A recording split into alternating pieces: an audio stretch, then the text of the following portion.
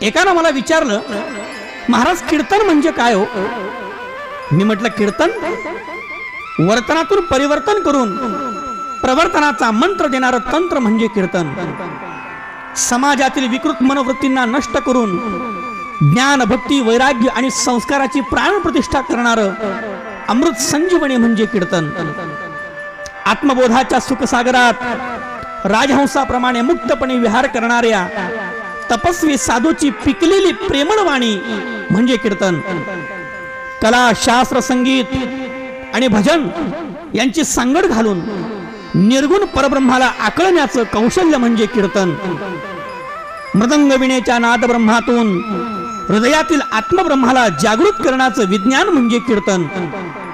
नारदांपासून ते शुकदेवांपर्यंत, ज्ञानोबारायांपासून ते तुकोबारायांपर्यंत असंख्य हरिभक्तांच्या हृदयातील आनंद संवेदना म्हणजे कीर्तन.